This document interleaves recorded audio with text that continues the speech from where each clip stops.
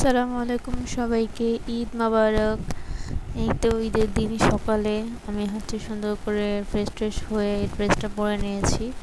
এই ড্রেসটা খুবই আরামদায়ক একটা ড্রেস ছিল, তা আমি সুন্দর করে রেডি হয়ে নিয়েছি, কারণ এখন যাব আমার নানা শ্বশুরের বাসায়, যেহেতু সেখানে কোরবানি দেওয়া হয়েছে। তো সবাই অলরেডি চলে গেছে, যেহেতু বাসা কাছে, তাই আমি ভাবছি যে আমি পরেই যাব। তো অলরেডি সবাই চলে গেছে, তাই এখন আমি যাচ্ছিলাম। তারপর যাওয়ার পরেই দেখি এখানে গরু কাটা হয়ে গেছে। সব ছেলেরা গরুর পা ধরে দাঁড়ায় আছে, আর তারা ছিলতেছিল। নানা ছিল, আমার শ্বশুর ছিল। তো যাই হোক, এখানে তারা কাটাকাটি করতেছিল। তারপরে আমি উপরে যাই এই ভিডিওটা করছি, যখন সবাই মিলে আর কি গোশ কোবাইতেছিল। তখন নিচে আরও দুইটা গরু ছিল, কাদের জানি। তো তারা ঈদের পরের দিন কোরবানি দিবে, এই জন্য। আর এখানে যে আমাদের গরু ছিল, তো এখানে আমাদের আব্বু ছিল, তারপর আমার নানা শ্বশুরও ছিল। তো সবাই মিলে কাজ করতেছিল, আর মহিলারা সব উপরেই ছিল, তারা কেউ নিচে যায় নাই। আমরা উপর থেকেই দেখতেছিলাম। মামির রুমের বারান্দা থেকে সব দেখা যাচ্ছিল।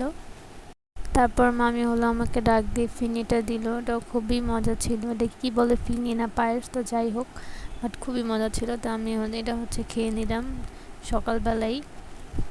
তো এই পায়েসটা খাওয়া দাওয়া শেষ করে দেন আমি একটা লম্বা একটা ঘুম দেই। ঘুম থেকে উঠেই দেখি রান্না বাড়া হয়ে গেছে। তো সবাই প্লেট ভরে গরু গোশ খাচ্ছিল। তো এখানে যে আমার মামা শ্বশুর ছিল, সে বারবার আনতেছিল, আর আমাদের বলছে তাড়াতাড়ি খাও, তাড়াতাড়ি খাও। তো এই খাওয়া দাওয়া শেষ করে তারপর আমি একদমবারে বিকালে একটু খিচুড়ি খেয়ে নিই। আমি আর গরু গোশ দিয়ে খিচুড়ি খাই নাই। তো তারপর যাই হোক, এটা রাতে অনেক গরম পড়তেছিল, তো এই জন্য সে আমার জন্য একটা আইসক্রিম নিয়ে আসছে। আইসক্রিমটা আসলে অনেক মজা ছিল, তো আমি ফার্স্টে খেতে চাইনি, বাট পরে তো ভালোই খেয়ে নিলাম।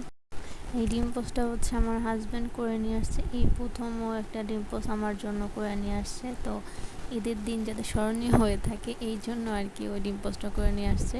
তো যাই হোক, আমি এখানে খাচ্ছিলাম। আমি সব মেকআপ টেকআপ তুলে দেন ফ্রেশ হয়ে এমনি রুমে বসেছিলাম, তো এই জন্য আমাকে দেখতে খুবই বাজে লাগতেছিল। তো যাই হোক, রাতে আমরা আবার এই পায়া এগুলা খাই। দেন এভাবেই আমাদের ঈদ শেষ হয়ে যায়। বাই বাই, আল্লাহ হাফেজ।